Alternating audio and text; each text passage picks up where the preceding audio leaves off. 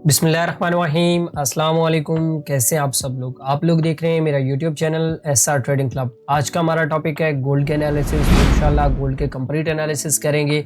जैसा कि आप लोगों को पता है कि गोल्ड की प्राइसेस ने एक नया हाई लगा दिया है और इस हाई लगाने के पीछे का जो रीज़न है एक्चुअल वो में क्या है और किस तरीके से आप लोगों ने इतना ज़्यादा जो बुलिश ट्रेंड चला हुआ है उसके अंदर किस तरीके से आप लोगों ने ट्रेड करना है और ये बुलिश मोमेंटम कहाँ तक कंटिन्यू रह सकता है और कहाँ से आप लोगों को इसके अंदर रिजेक्शन देखने को मिल सकती है। तो ये सब कुछ आज हम इस एनालिसिस के अंदर जो है वो डिस्कस करेंगे। और एक और सबसे इम्पोर्टेंट चीज़ कि आज हमारे पास कौन कौन सी ऐसी इंपॉर्टेंट न्यूज़ हैं जिनको मद्देनज़र रखते हुए गोल्ड के अंदर हम लोगों ने ट्रेडिंग करनी है और किस तरीके से जो है वो प्रॉफिट बनाना है।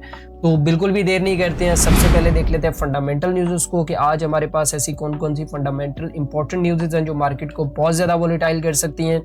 और मैं अगर यहाँ पे न्यूज़ के हवाले से बात करूँ तो पाकिस्तानी टाइम के मुताबिक जो हमारे पास न्यूज़ स्टार्ट होंगी वो तकरीबन ऑलमोस्ट पौने 7 बजे जो है वो स्टार्ट हो जाएंगी। और 7 बजे हमारे पास बहुत इंपॉर्टेंट न्यूज़ है, आईएसएम मैन्युफैक्चरिंग पीएमआई का डाटा है और ये डाटा गोल्ड के लिए स्पेशली बहुत ज़्यादा इंपॉर्टेंट होता है।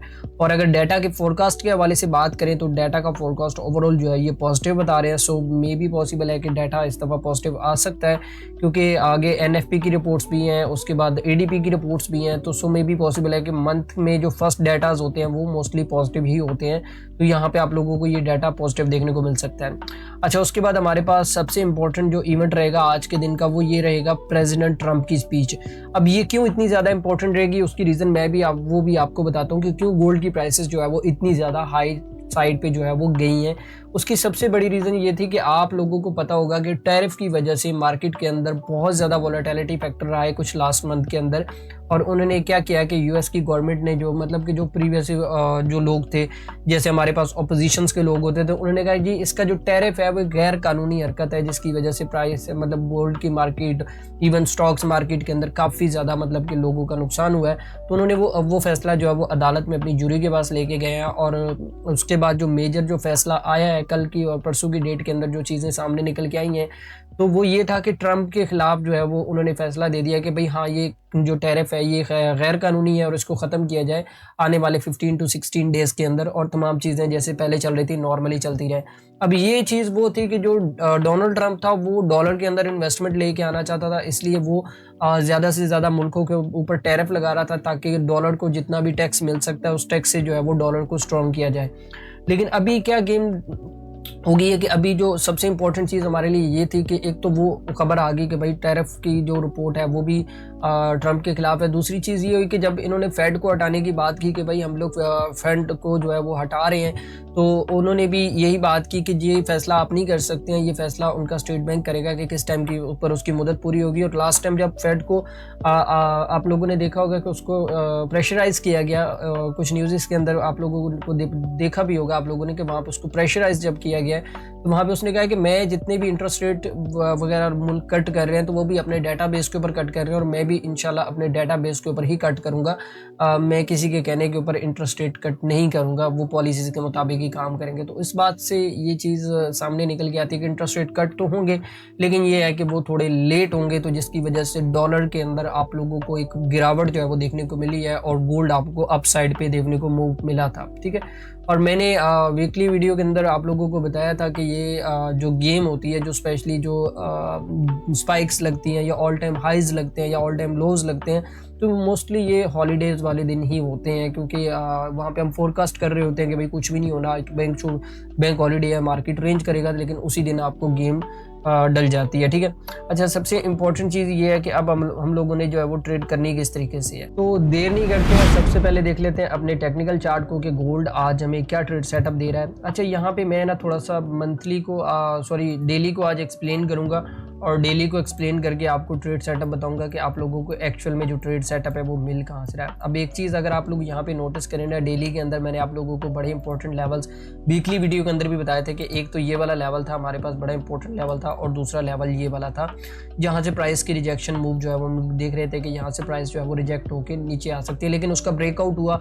और ब्रेकआउट के ऊपर अगर आप मेरी उसी वीडियो को उठा के देखें तो मैंने आपको बताया था कि ये ऑल टाइम अगर ये वाला लेवल ब्रेकआउट हो गया, कैंडल इसके ऊपर क्लोज हो गई तो फिर ये ऑल टाइम हाई की तरफ जाएगा और वहाँ पे जो है वो काफ़ी ज़्यादा मतलब कि प्राइस जो है वो रेंज कर सकती है स्पाइक मूव के अंदर, ठीक है।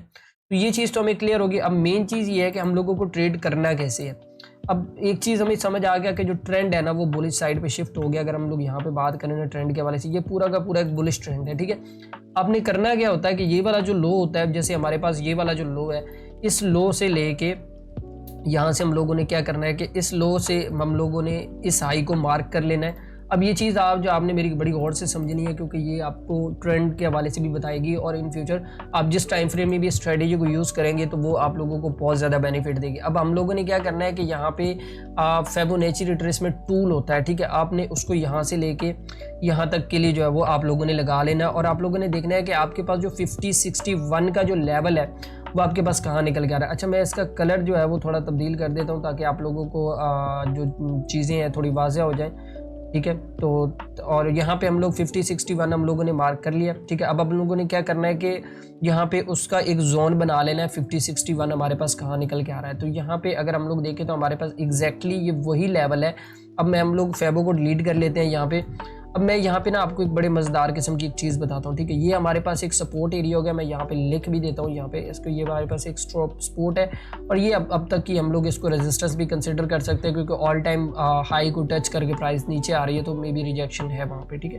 तो ये हमारे पास एक रेजिस्टेंस एरिया। अब हुआ क्या है कि प्राइस ने ये वाला मूव जैसे ही कंटिन्यू किया तो अब इसको रिट्रेसमेंट जो है वो कम से कम भी यहाँ पे जो हमारे पास 3400 का लेवल है यहाँ तक आनी चाहिए और यहाँ पे आने के बाद जो है वो प्राइसेस को अप साइड पे मूव करना चाहिए। और एक बात याद रखिएगा कि अगर 3400 का लेवल ब्रेक होकर नीचे क्लोज हो जाता है तो फिर प्राइसेस आप लोगों को डाउन साइड पे देखने को मिल सकती है, लेकिन ये एक लॉन्ग टर्म एनालिसिस है जो मैं आपको बता रहा हूँ। फिर प्राइसेस यहाँ से अप साइड पे निकल सकती है, ठीक है। मैं आपको ना इसके ऊपर मजीद समझाता हूँ H1 के अंदर कि आप लोगों ने एक्चुअल में ट्रेड करना कैसे है। ये तो एक लॉन्ग टर्म एनालिसिस मैंने दिया है क्योंकि बहुत सारे लोगों की ट्रेड्स लगी हुई हैं सेल वाली, तो वो भी वेट कर रहे थे। और अगर हम लोग यहाँ पे बात करें ना H1 टाइम फ्रेम की, तो H1 के अंदर अगर आप लोग देखें तो प्राइसेस ने एक तरह से मतलब हमारे पास एक डबल टॉप जो है वो क्रिएट कर लिया है। इसको थोड़ा जूम आउट करके देखते हैं, ठीक है। ये देखें, ये हमारे पास यहाँ पे एक लेवल था, ये बड़ा इंपॉर्टेंट लेवल है ये वाला, ठीक है। हम लोग इसको मार्क कर लेते हैं क्योंकि यहाँ से प्राइसेस जो है वो रिजेक्ट हो रही है, ठीक है। एक तो ये वाला लेवल है, दूसरा हमारे पास जो सबसे इंपॉर्टेंट लेवल रहेगा वो आज की डेट में वो ये वाला रेजिस्टेंस लेवल रहेगा। तकरीबन राउंड अबाउट के भी ये बनता है कोई 34-38 का लेवल, ठीक है। अब लेवल्स हम लोगों ने निकाल लिए। अब हम लोगों ने क्या करना है कि थोड़ा सा इसको कर लेते हैं, जूम कर लेते हैं और जूम करने के बाद अब हम लोगों ने थोड़ा सा इन लेवल्स को एडजस्ट कर लेना है यहाँ पे। अब ये ऊपर एक चीज़ याद रखिएगा कि ये हमारे पास एक रेजिस्टेंस एरिया और ये सपोर्ट एरिया।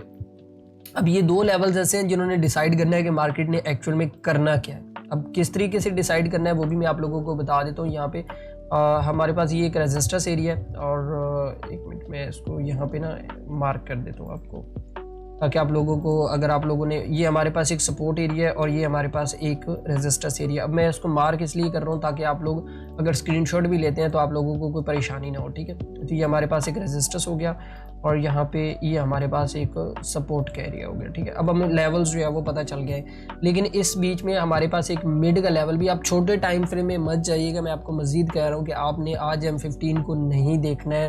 उसकी सबसे बड़ी रीज़न ये है कि मार्केट अपना ऑल टाइम हाई लगा के रिजेक्ट जब करेगी तो छोटे टाइम फ्रेम के अंदर मैनिपुलेशन के चांसेस बहुत ज़्यादा होते हैं।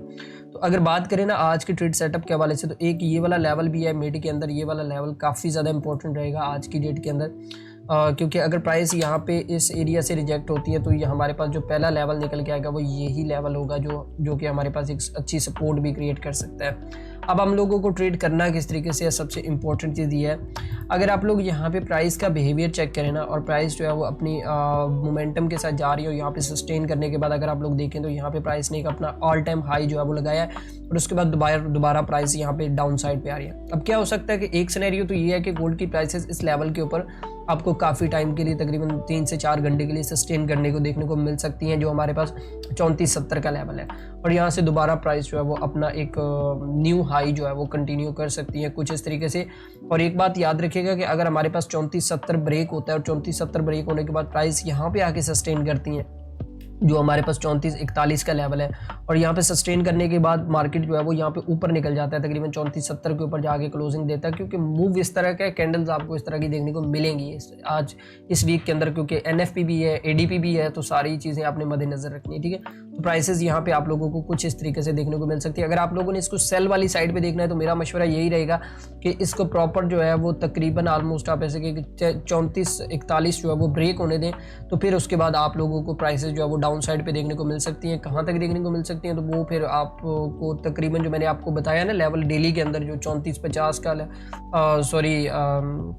जो हमारे पास 3400 का लेवल है, ठीक है, तो वहाँ पे 3400 के लेवल के ऊपर प्राइसेस आप लोगों को देखने को मिल सकती है डाउन साइड पे, अगर हमारे पास ये वाला लेवल 3441 का ब्रेकआउट होता है देन, ठीक है। अच्छा, एक चीज़ याद रखिएगा, क्योंकि टेक्निकल एनालिसिस मैंने आप लोगों को बता दिया है कि आप लोगों को कहाँ से बाय करना है, कहाँ से सेल करना है, लेकिन ये जब ऑल टाइम हाई लगते हैं या ऑल टाइम लो लगते हैं तो मार्केट की प्राइसेस काफ़ी ज़्यादा वोलेटाइल होती है। अब ये चीज़ आप लोगों को कल की जो मूव है ना उससे सीखनी चाहिए। क्यों सीखनी चाहिए? मैंने वीकली वीडियो के अंदर, अगर आप मेरी वीकली वीडियो उठा के देखें ना, वहाँ पे तो मैंने बताया था बाकायदा कि भाई आप लोगों के साथ ये मूव हो सकता है, क्योंकि 99% चांसेस होते हैं कि भाई मार्केट आपको उसी दिन ट्रैप करता है जब आप सोच रहे होते हो कि भाई कुछ भी नहीं होने वाला होता है, और उसी टाइम के ऊपर प्राइस आप लोगों को बहुत ज़्यादा वोलेटाइल देखने को मिलता है। अब यहाँ से आप लोगों को सीखना है कि भाई आप लोगों ने किस तरीके से टेक्निकल एनालिसिस करना है, किस तरीके से फंडामेंटल एनालिसिस करने हैं। मेरी कोशिश होती है कि यार मैं हर चीज़ आप लोगों को एक्सप्लेन करके बता दूं, ताकि आप लोगों को किसी भी किस्म का कोई लॉस का चक्कर ना हो, ठीक है। बाकी जो लोग हमारे साथ ट्रेड करना चाहते हैं, जो लोग कहते हैं कि भाई हम लोगों के आप सिग्नल्स चाहिए गोल्ड के, तो भाई वो वीडियो की डिस्क्रिप्शन के अंदर लिंक मौजूद है। तो हम लोग मैं हमेशा एक चीज़ कहता हूँ कि देखिए, सिग्नल्स देना बुरी बात नहीं है, लेकिन सिग्नल्स कुछ इस तरीके से दिया करें ताकि लोगों को समझ भी आए। मैं वहाँ पे प्रॉपर एक्सप्लेन करके बता रहा होता हूँ कि भाई हम लोगों ने बाय क्यों करवाया, सेल क्यों करवाया, और कितनी देर के लिए होल्ड रखना है और क्या करना है, सब कुछ मैं एक्सप्लेन करके बता रहा होता हूँ। तो बाकी मेरे ख्याल में आप लोगों को आज का एनालिसिस समझ आ गया होगा। वीडियो को अपने दोस्तों तक लाजमी शेयर कीजिएगा और कोशिश कीजिएगा जो मैंने ट्रेड सेटअप बताए हैं उनको फॉलो कीजिएगा, इंशाल्लाह आप लोगों को बहुत अच्छा प्रॉफिट होगा। तो बाकी मिलते हैं नेक्स्ट वीडियो के अंदर। दुआ में याद रखिएगा। अल्लाह हाफिज़।